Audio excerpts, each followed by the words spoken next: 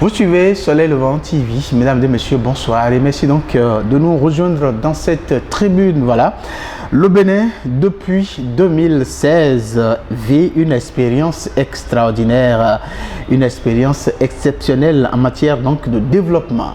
Grâce au programme d'action du gouvernement et sous le leadership du président Patrice Talon, des transformations extraordinaires s'opèrent et tout ceci dans tous les secteurs, dans toutes les activités du Bénin. Le Bénin s'émerveille.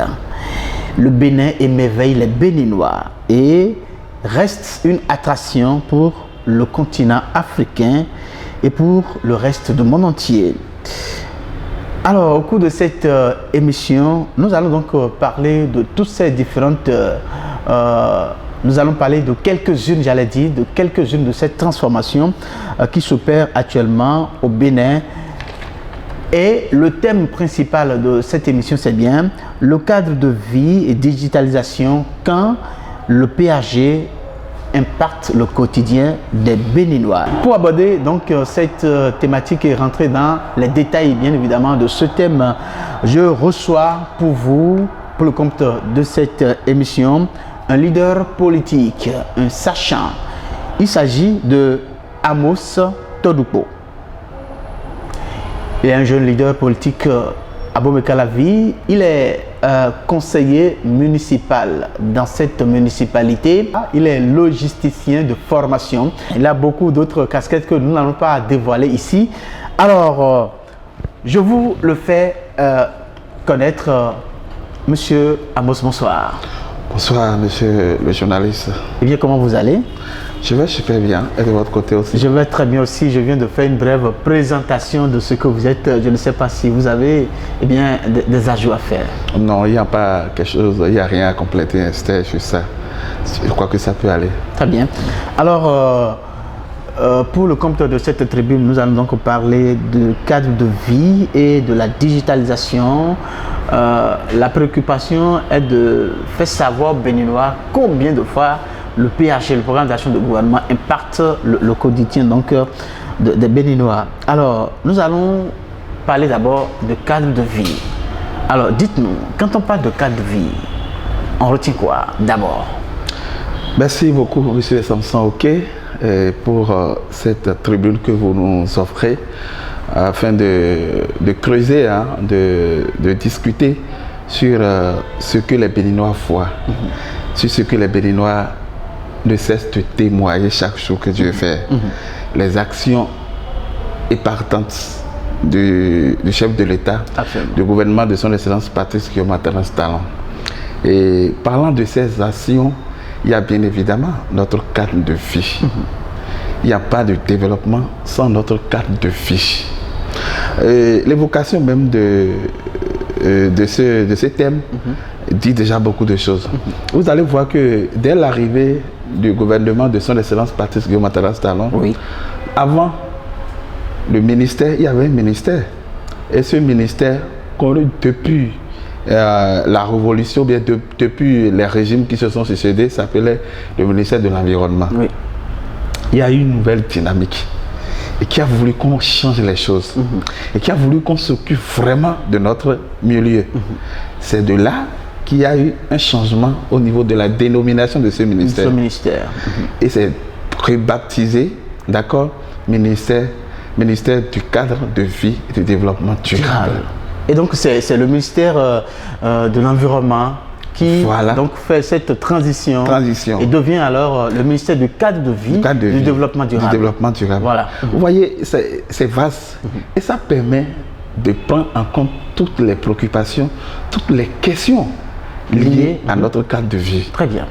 Et donc, quand le gouvernement a changé, le régime actuel a changé le nom de ce ministère, ça veut déjà donner, ça donne déjà des signaux pour les sachants qui voient déjà, qui comprennent déjà les questions liées à notre environnement. D'accord. Et quand on parle du cadre de vie justement, il faut forcément convoquer deux éléments fondamentaux. C'est d'abord notre environnement. L'habitation, l'habitat. Et donc, vous verrez que notre cadre de vie aujourd'hui, ça change. Et le projet phare majeur de ce cadre de vie que le président de la République, le gouvernement actuel, veut changer, transformer, le projet phare éloquent, c'est ce projet baptisé bien évidemment Asphaltage. Asphaltage, d'accord. Asphaltage. Je crois que lors du lancement de ce projet, beaucoup n'y croyaient pas. C'était quand on a présenté la maquette, c'était du beau. Les gens disaient que dans notre Bénin là, est-ce que le gouvernement, c'était en 2018. 18, oui. Mais les gens disaient que non, c'est pas possible. Mais ça, c'est un environnement tel que dans c'est les présenté, pays c'est verdoyant, c'est attrayant et tout, avec toute la finesse qu'il faut. Les gens n'y croyaient pas. Mais aujourd'hui, nous sommes en 2024. Bientôt 2025. Bientôt 2025. Les résultats sont là. D'accord. L'asphaltage a été une réalité. D'accord, d'accord. Dans les différentes villes de notre pays, le Bénin. Justement, parlant donc de cette réalité de l'asphaltage et dans les différentes villes du Bénin, nous allons donc aborder un aspect de cet asphaltage qui est bien évidemment la route, donc les routes. Alors, dites-nous un peu, est-ce que c'est l'asphaltage là donc qui conduit à la réalisation de ces différentes routes que nous constatons au Bénin? Merci beaucoup. C'est justement asphaltage. Et ce projet asphaltage, pourquoi les gens l'ont baptisé, le gouvernement l'a baptisé asphaltage? D'accord, d'accord. Ça englobe beaucoup de choses à la fois. Avant, on nous avait habitués à la construction des routes comme ça, sans éclairage public, et sans les plantes, et sans rien. C'est juste, on fait la rue, vous empruntez seulement.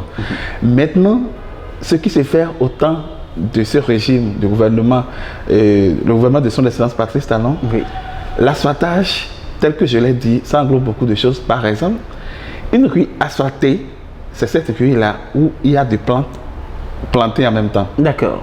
Pour l'environnement, toujours notre cadre de vie. Absolument, oui. Il y a en même temps les lampadaires photovoltaïques qui sont installés en même temps. L'éclairage public est pris en compte. D'accord. Et comment dit-on, les arbres sont plantés en même temps. Pour orner, donc, orner, rendre attrayant les abords de nos rues là. C'est ça, asphaltage. C'est différent de ce à quoi on était habitué, les rues auxquelles on était habitué, qu'on construisait. C'est différent complètement, ça n'a rien à voir. C'est pourquoi si vous prenez les rues asphaltées au temps de ce régime actuellement, vous verrez qu'il y a des arbres qui sont plantés.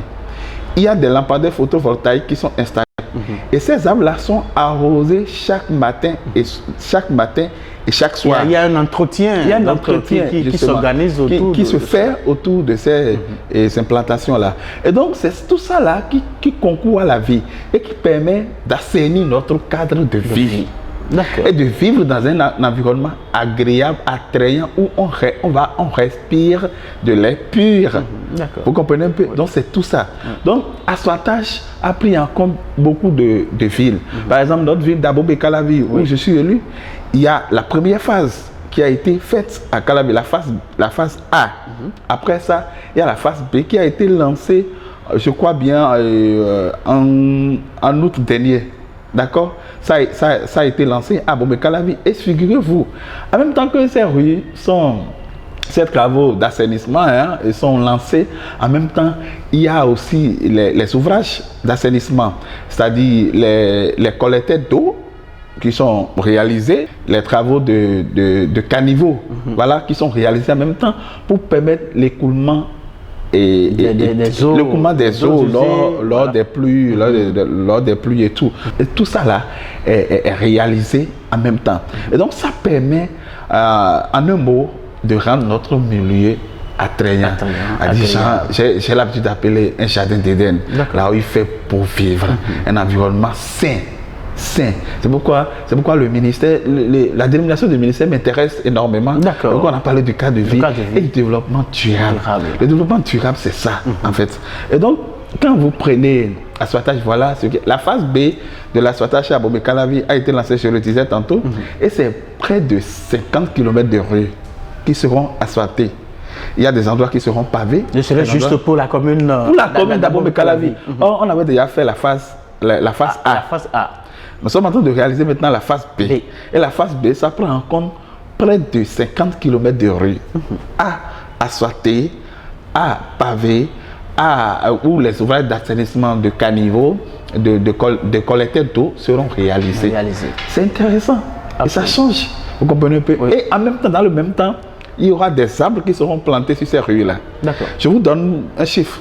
Et la première phase de asphaltage, phase A, dans tout le Bénin, c'est près de 12 000 arbres qui sont implantés dans toutes ces villes-là. Et que ce soit Lokossa, et Cotonou, Semepoudi, Parakou, Porto Nouveau, Abomey et Natitengu, ainsi de suite. Vous comprenez un peu? Oui. C'est près de 12 000 arbres qui sont plantés. Et donc, ces arbres-là, on les entretient. Et ce n'est pas des arbres tels qu'on a connus avant. Et puis, une fois que c'est planté, on abandonne, ne suit plus, on abandonne et puis finalement, ces arbres-là se dessèchent. Voilà, ce n'est plus ça. Il y a un entretien qui est fait chaque fois par l'agence, la CIRAT. C'est la CIRAT qui s'occupe de ça et arrose chaque fois avec les camions citernes. Vous les voyez dans nos villes en train d'arroser. Voilà, donc c'est un autre environnement aujourd'hui. Le cadre de vie, c'est ça aujourd'hui. Maintenant, toujours parlant de asphaltage, à côté de l'asphaltage, il y a un autre projet Maos. Lequel donc? À Cotonou. Vous savez que dans un passé très très récent, et c'est ce passé honteux qu'on avait connu, d'accord, où nous sommes habitués à Cotonou, les habitants de Cotonou. Lorsque les périodes et la saison pluvieuse arrive, ils sont dans l'embarras, ils sont dans la tourmente totale, ils sont dans l'angoisse parce qu'ils savent, et ces populations, elles savent désormais qu'elles vont encore vivre un autre phénomène où l'eau, la psychose des inondations. Des inondations. Et donc, c'était ça notre passé à Cotonou. C'est un passé honteux. Et personne, tu ne peux pas... Mais là, vous tentez d'expliquer ce que le chef de l'État a dit quand il parle de passé honteux devant la représentation nationale. Je vous dis seulement, je vous rappelle ce passé-là. Voilà. Peut-être certains l'ont oublié. Vous êtes l'historien du présent. D'accord? Le passé, on le connaît à Cotonou. Où les inondations, ce que l'inondation faisait aux populations, aux habitants de Cotonou. Tu ne pouvais pas sortir de chez toi. D'accord. Mais le gouvernement a pensé à un projet Maos qui a coûté 263 milliards de nos francs CFA pour sortir Cotonou de l'inondation. Cette inondation qui mettait la population dans une détresse absolue, à l'épreuve. Le gouvernement de son excellence Patrice Talon a réfléchi à sortir ce projet-là. Et c'est dans le PAG qu'on a dénommé projet de lutte contre l'inondation à Cotonou, dans la ville de Cotonou. Ce projet a coûté 263 milliards. Ce projet permet aujourd'hui de sortir progressivement Cotonou de l'eau. D'accord. Et la semaine passée, il y a eu une remise provisoire, officielle provisoire, de tout ce qui a été construit là. Les caniveaux, les collecteurs d'eau, et là où il faut mettre du goudron, là où il faut mettre du pavé pour contrer l'eau, dans son lit, tout ça là a été réalisé. D'accord.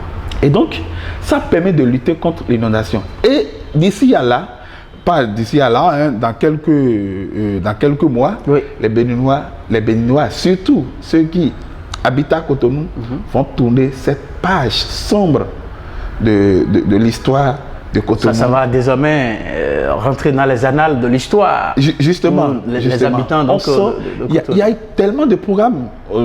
Je me rappelle de la mairie de Cotonou en temps. Les programmes 3CI. De lutte contre l'inondation. Et on faisait chaque année, on curait les caniveaux, on faisait tout ça. Mais pourtant, le phénomène reste toujours. Ça n'a pas été réglé. Mais il y a eu une solution. Il y a eu une solution de choc qui a été... Et vous pensez que ce projet que vous êtes en train de présenter est une solution définitive à cette histoire-là? Mais est-ce que vous avez entendu le coût que j'ai évoqué? Oui, vous avez parlé de 263 milliards de francs CFA pour sortir Cotonou de l'eau. Oui. Mais allez voir les ouvrages qui sont d'être faits.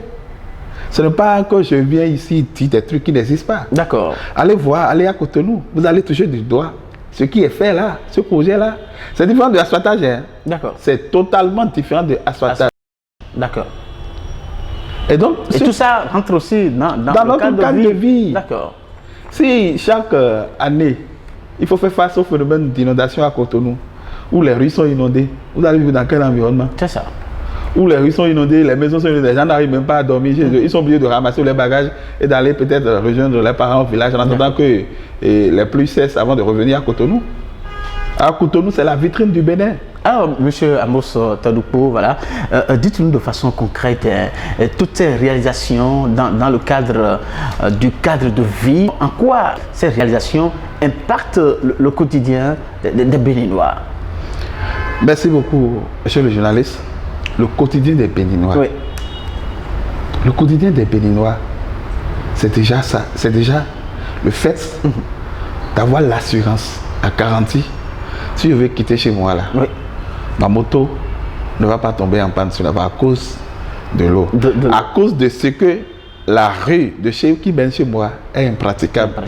À cause de ce qu'il y a des nids de poules sur la rue qui mène chez moi, ou bien la rue qui me permet d'aller au boulot, la rue qui me permet d'aller vendre au marché, la rue qui me permet d'aller faire mes petites activités génératives de revenus, qui me permet du moins de trouver de l'argent, de quoi nourrir la famille. Oui. C'est déjà ça le quotidien des Béninois. C'est pourquoi j'aime cette truc-là du chef de l'État, lors de son discours sur l'état de la nation devant la représentation nationale, où il disait que oui, on ne mange pas la rue. Oui. Le cadre de vie, oui, on ne le mange pas. Il dit qu'on ne mange pas la rue, mais la rue quand même... Ça fait manger. Ça fait manger. Ça fait manger. Qu'est-ce que vous expliquer? Je vous dis, oui, si le cadre de vie est assaini, oui, d'accord, ou j'ai même oublié ça me permet d'oublier encore, de vous rappeler un autre projet et qui permet toujours, qui rentre en ligne de compte de l'assainissement de notre cadre de vie là. Oui. Ce que fait la SGDS aujourd'hui. D'accord? La société qui s'occupe de ramassage des ordures aujourd'hui. Voilà. Et les rues sont balayées. C'est ça le cas de vie. Les rues sont balayées, nettoyées. Vous les voyez chaque soir, non? Autour de 22h, 23h, ou bien vous ne les voyez pas. Bien sûr, bien sûr. Je vais vous dire peut-être. Dans la nuit. Dès que vous allez quitter l'émission le soir, vous allez faire un tour sur les rues là. D'accord. Les nouvelles rues, les anciennes rues là. Nous les voyons. Vous les voyez. Oui, ils sont toujours revêtus de gilets bleus et éclairés qui les permettent de travailler la nuit et de signaler les présences sur la rue. Et donc, c'est tout ça, SGDS, qui ramasse les ordures aujourd'hui, qui nettoie nos rues. Ça permet aussi de ne pas tomber malade. SGDS, c'est la société de gestion de tout ce qui est ordures, voilà, solides et autres. D'accord? Ça permet de ne pas tomber malade. Si votre cadre de vie est assaini, ça vous permet d'éviter les maladies chroniques là, telles que le paludisme et autres maladies. Et ça vous permet d'économiser l'argent que vous allez utiliser si vous tombez malade là, d'aller acheter des médicaments, d'économiser ça au moins pour manger. D'accord. C'est ça le quotidien des Béninois. Si l'argent qu'ils doivent prendre pour aller manger, pour subvenir à d'autres besoins fondamentaux de l'homme, s'ils doivent dépenser ça chaque fois dans la maladie, comment ils vont faire? Mais le projet que le gouvernement fait, l'impact leur permet désormais d'économiser ce sous bien cet argent pour investir dans autre chose. Donc ça impacte le quotidien des Béninois. Pourquoi malgré tous ces investissements pour améliorer le cadre de vie, pour permettre aux Béninois de vivre dans un cadre de vie sain et très attrayant, pourquoi malgré tous ces investissements, il y a encore des Béninois qui grincent les dents contre ces investissements et qui pensent que ils n'ont pas besoin de ça? Attention, ne tombez pas dans la tentation des acteurs politiques. D'accord? Quand vous parlez des Béninois, vous parlez de quels Béninois? Mais je parle des citoyens. Vous voulez parler... Je ne parle pas de la politique. Des politiciens. Je parle des Béninois, des citoyens lambda. Je ne suis pas un Béninois. Mais vous êtes un Béninois aussi. Justement. Mais il y a des Béninois qui, comme vous, d'ailleurs, qui pensent que, voilà... Bon, on les concède ça. Parce que si le chef de l'État devant la représentation nationale dit que on ne mange pas la route, mais la route fait manger, c'est peut-être parce qu'il a entendu des choses, peut-être parce que des gens disent des choses malgré ces investissements. C'est pourquoi il apporte cette phrase pour peut-être expliquer ces récriminations. Le chef de l'État était devant qui? Devant la représentation nationale. Oui. Où il y a toutes les tendances. Oui. Ou bien? Bien sûr. Ok. Ceux qui chantent ça, ceux qui vendent ça, hein, ceux qui vendent des illusions, d'accord, aux populations, ils étaient dans la salle, d'accord, et ils ont écouté ce que le chef de l'État disait.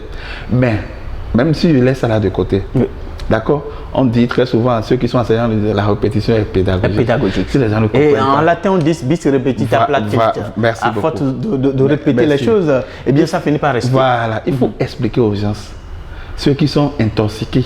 Si le chef de l'État trouve l'occasion d'expliquer aux gens ce qu'il fait et de leur montrer la pertinence, voilà, de ces choix, de ces programmes, de ces réalisations, c'est ce qui est souhaitable. D'accord. Si le peuple ne comprend pas que le fait par le peuple, je pense à non, le peuple, je suis du peuple. Si quelques Béninois, hein, pensent que au nom de ce qui est, enfin, au nom du côté qui les arrange, pensent que la rue qu'on fait là, non, on ne mange pas ça. C'est le lieu, c'était l'occasion la plus propice au chef de l'État de leur dire que non, la rue peut faire manger. D'accord. Et c'est vrai, ça peut faire manger. D'accord. Donc, en cela, il n'y a pas de problème par rapport à ça. D'accord. Et donc, ça impacte le quotidien des Béninois. Des Béninois. Alors, et économiquement parlant. C'est ça que je vous ai dit tout à l'heure. Économiquement parlant, si la rue entend, j'ai dit que tu empruntais pour aller chez toi au boulot et que tu devrais faire 4 heures de temps dans l'auge pour te rendre au service et que cette rue est désormais asphaltée, ça te permet de faire 2 heures de temps et d'économiser ton carburant. D'accord. C'est un gain économique. Absolument. D'accord. Maintenant, la bonne dame qui doit aller au marché, hein, qui doit aller au marché, et à cause de l'impraticabilité de sa rue, perd plus de temps sur la route. Or, les clients l'attendent là-bas. Ces clients peuvent si elle n'est pas vite arrivée, ces clients peuvent la laisser et aller chez un autre. Elle perd aussi. Mais c'est des trucs là, c'est des impacts indirects qu'on ne peut pas toucher droit. Mais dans le quotidien, ça a son impact. D'accord.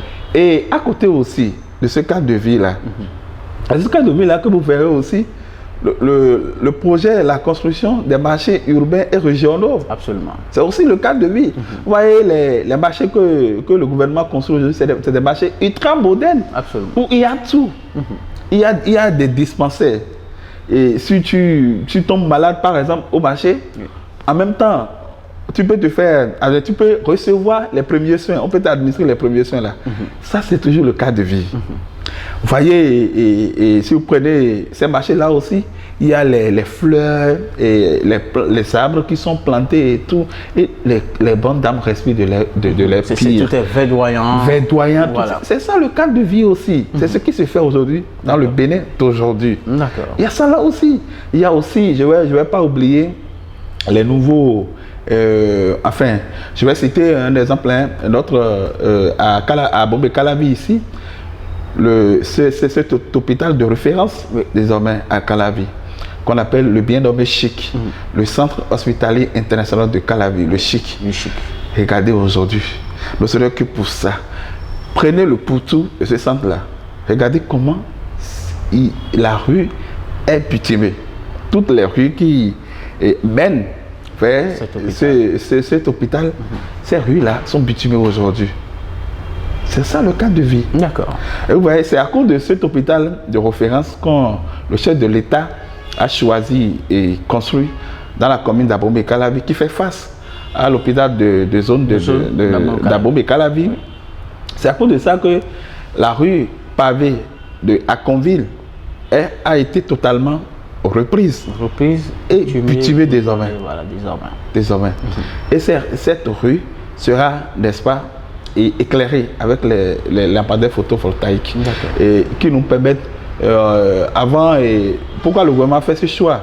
Parce que avant, les personnes mal intentionnées allaient vandaliser ces lampadaires et vendaient les batteries, enlevaient les batteries et les revendaient. Avec ce style maintenant, ce format de choix, c'est des batteries incorporées, les lampadaires photovoltaïques, et les voleurs ne pourront plus voler, enlever les trucs là, enlever les batteries et aller revendre. Et donc voilà un peu. À côté de ça, il y a le marché de gros de Calavi. Absolument. Et qui est à Kassato. À Kassato. Et la rue on appelait ça goudron, pavé Kérékou. Pavé Kérékou, voilà, alors est devenu aujourd'hui. Est devenu aussi goudron Kérékou. Et c'est éclairé. Bien sûr. C'est éclairé.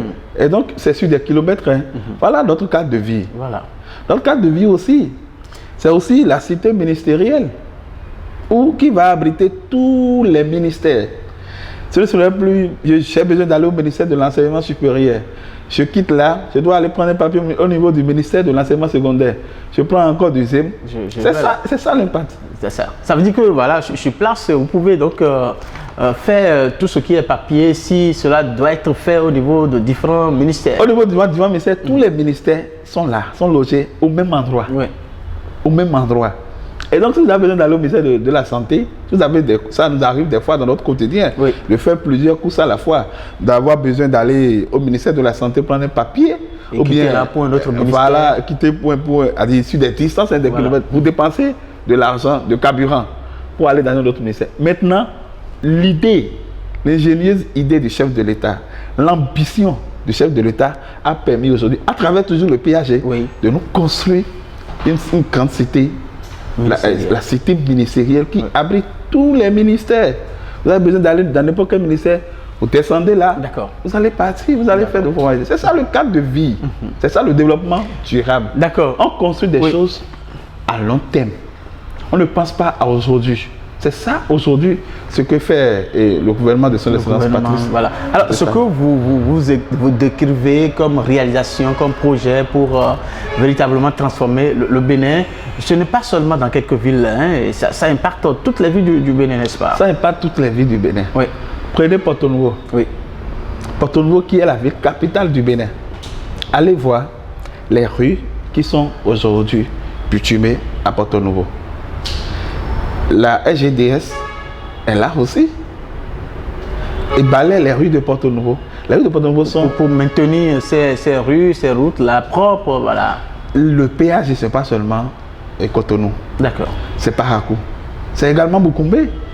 Vous avez oublié la rue de Nati Boukoumbe, sur des kilomètres, qui a laissé un paysage pittoresque. D'accord. Alors, parlant donc du cas de vie, nous allons aborder le prochain thème. Mais avant, je voudrais vous demander, est-ce que vous avez d'autres témoignages à faire par rapport à ce cas de vie que nous sommes en train d'évoquer? Vous me permettez de revenir encore très rapidement sur le chic. Oui. Le bien nommé chic. J'aime le nom, le chic. Le chic. Et le chic qui va chiquement soigner les Béninois. Voilà, chiquement soigner les Béninois. Oui. Écoutez, notre passé honteux, c'est ce passé-là qui nous permettait. Apparemment, vous avez un problème avec ce passé honteux. Non, je n'ai aucun problème. Parce que vous l'évoquez. Je veux juste vous rappeler aux Béninois, à vous et moi, que nous avons quitté quelque part. Et quand le chef de l'État le dit, les gens pensent que c'est faux. Non. Non.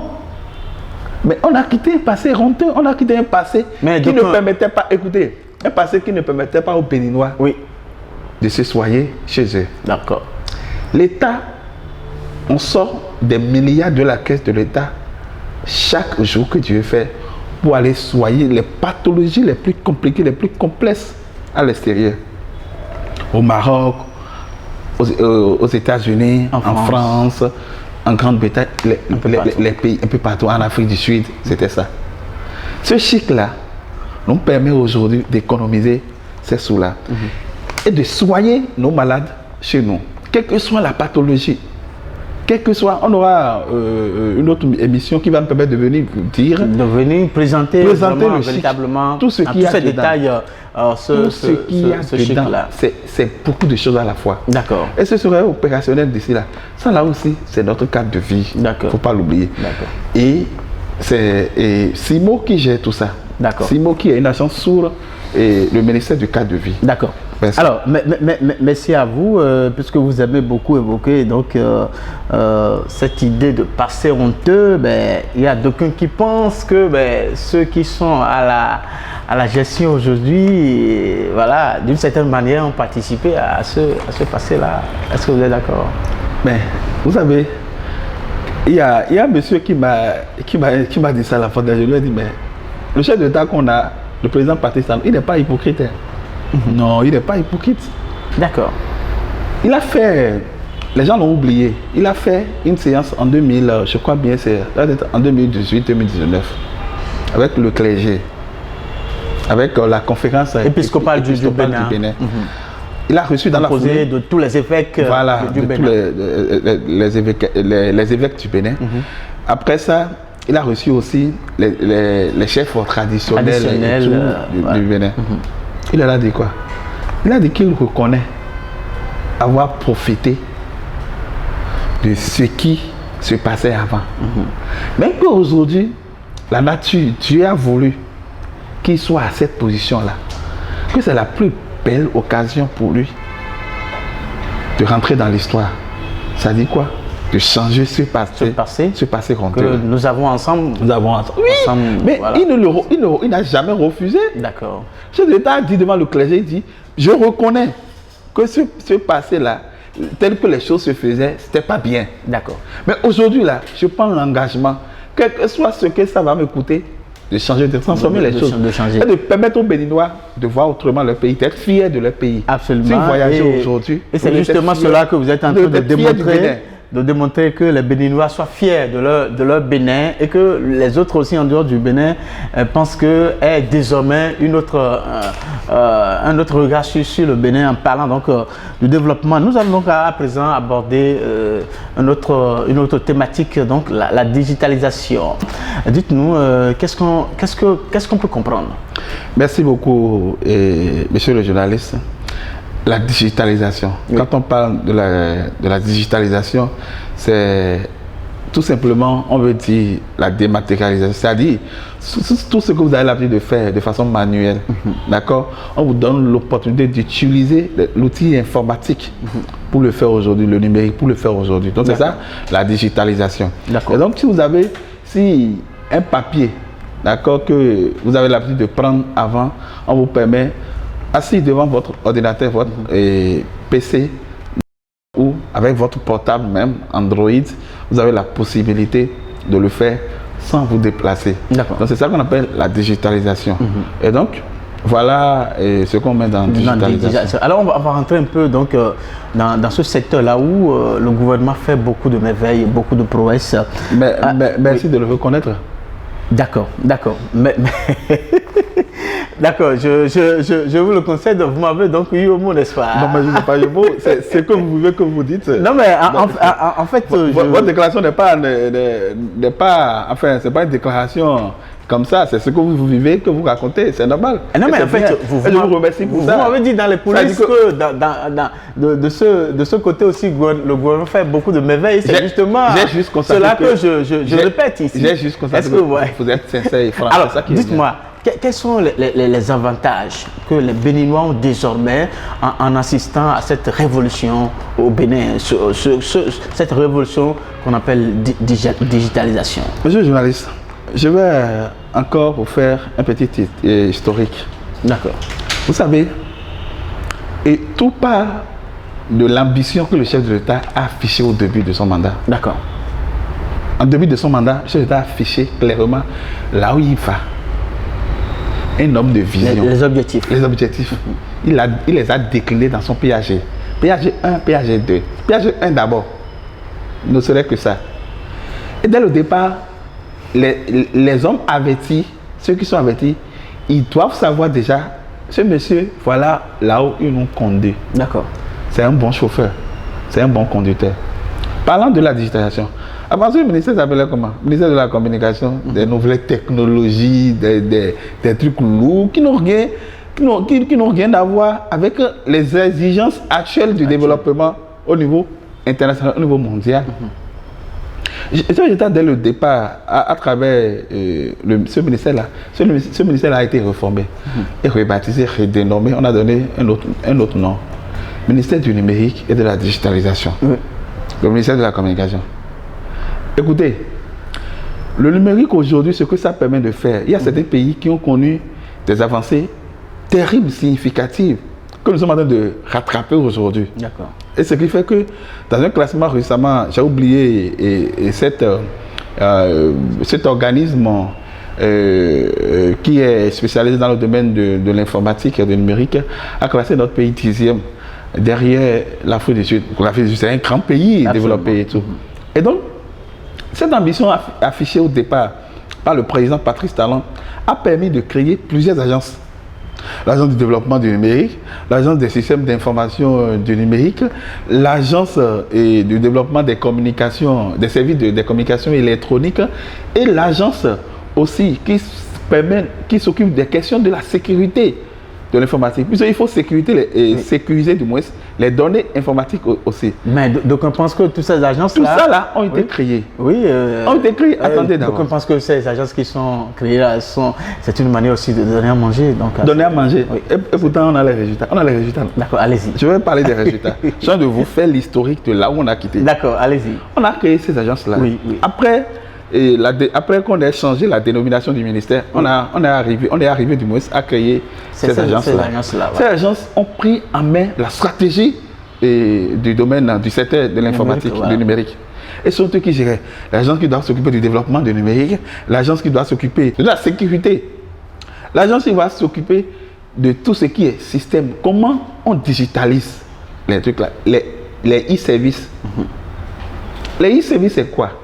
Tel que je le disais, c'est tous les services que nous avons l'habitude en temps d'offrir à la population de façon manuelle, où les gens viennent faire des queues interminables, que ce soit au niveau SP2E et comment dit-on, tribunaux, SONEB, tribunaux, tout là. Ces services-là que les populations avant allaient faire des queues pour prendre les papiers. Aujourd'hui, c'est digitalisé. Avec l'avènement du numérique, aujourd'hui, ça nous a permis, aujourd'hui, à la date d'aujourd'hui, nous avons réussi sur le portail et le portail national des services publics, on a réussi à digitaliser plus de 253 services. D'accord. Avant. Il y a les e-casiers, e-passeport.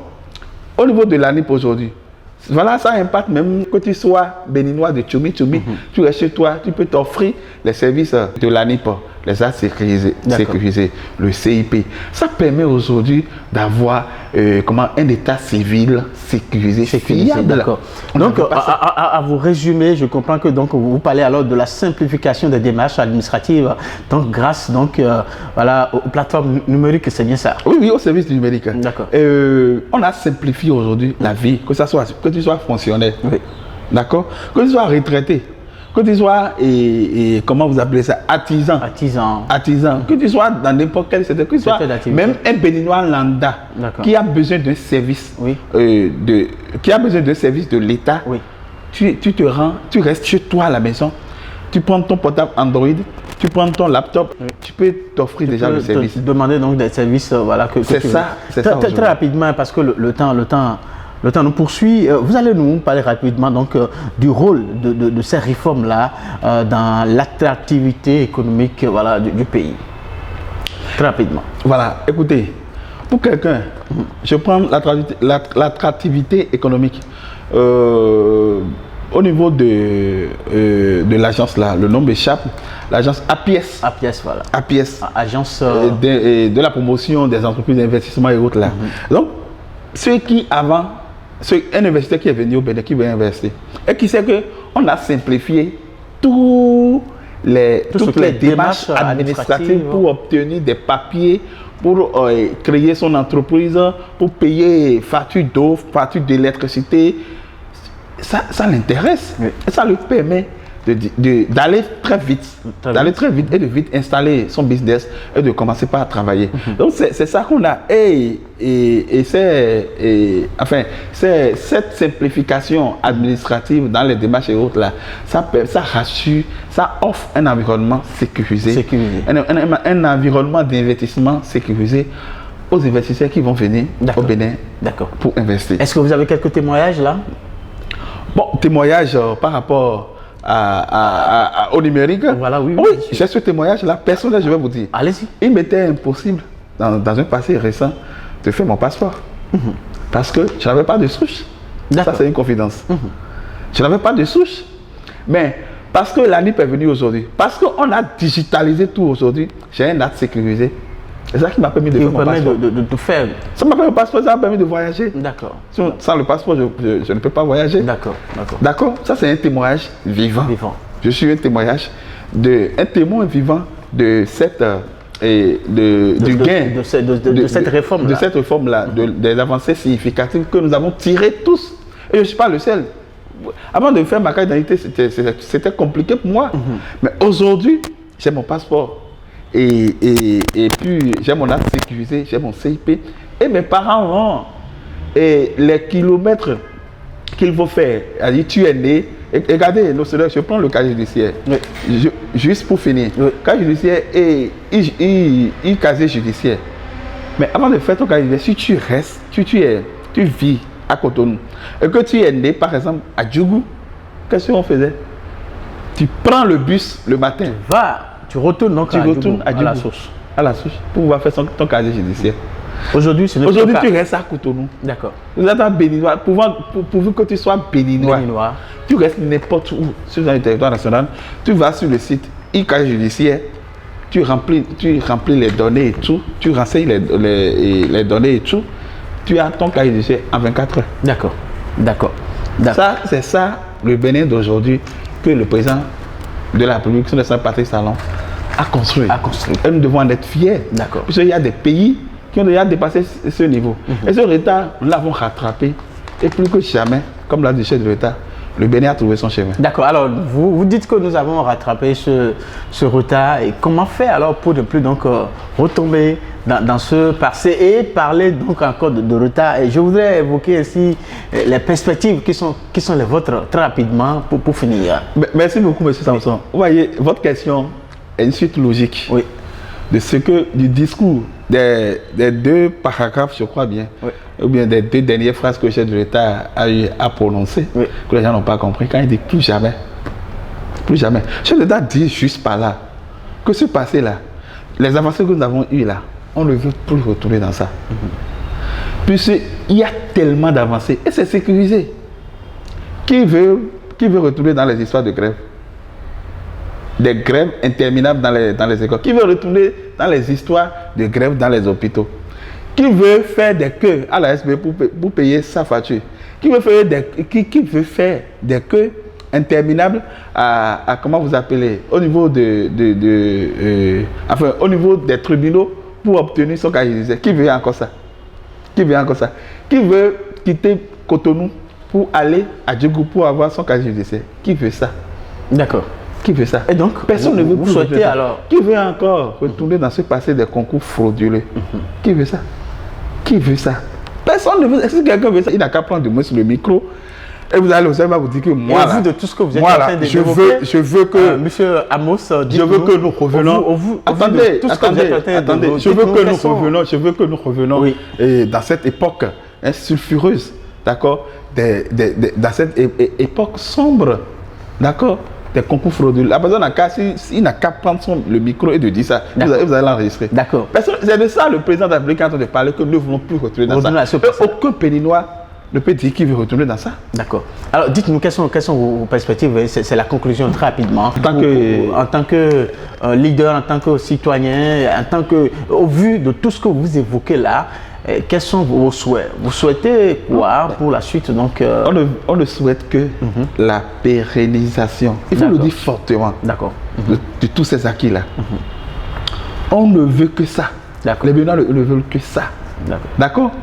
Et nous aussi, au niveau local, aussi, au niveau de l'administration communale, il y a des réformes qui ont fait que l'administration communale aujourd'hui est dépolitisée. Est dépolitisée. Et c'est les techniciens qui sont à l'œuvre aujourd'hui. D'accord. On prend les aspirations des populations, on vient les remettre, et puis ils sont à l'opérationnalisation pour qu'on ait des résultats. Et c'est ce qui se fait aujourd'hui. Donc on ne peut que souhaiter la continuité de tout ce qui se fait en bien déjà sous le régime de son excellence Patrice Talon. On ne veut plus que les vendeurs d'illusions reviennent encore pour nous replonger dans le passé des concours frauduleux. Que vous évoquez tant. Dans le passé des concours frauduleux. On ne veut plus ça. D'accord. On ne veut plus ça. Alors, on ne veut plus retourner dans ce passé où on fait des queues devant le palais de la présidence. Vous l'avez martelé on ne veut plus retourner. On ne veut plus retourner. Les téléspectateurs. On ne veut plus retourner dans ce passé. Les téléspectateurs vous ont suivi, compris. Les bonnes dames, à cause de 30 000, de 20 000, ils veulent prendre pour aller faire une activité, j'allais de revenir, elles sont obligées d'aller se lever au soleil à l'aéroport pour applaudir leur Messie. On ne veut plus retrouver dans ça. Alors, Monsieur Amos Tolupo, on a compris votre message. Nous avons parlé donc du cadre de vie et de la digitalisation donc, qui s'opère aujourd'hui dans notre pays. Et voilà, c'est de cela qu'il a été question au cours donc, de ces quelques minutes que nous avons passées. Il faut le rappeler avec Amos Tolupo, qui est conseiller municipal dans la commune d'Abomey-Calavi, les logisticiens voilà, de formation. Avec lui, nous avons évoqué toutes ces questions. Merci à vous aussi qui nous avez reçus chez vous, vous qui nous avez suivis. Je pense que le prochain rendez-vous, nous allons donc aborder des thèmes encore plus intéressants, toujours pour vous parler donc de tout ce qui se fait aujourd'hui dans le pays actuel pour notre bonheur. D'ici là, portez-vous bien. Au revoir.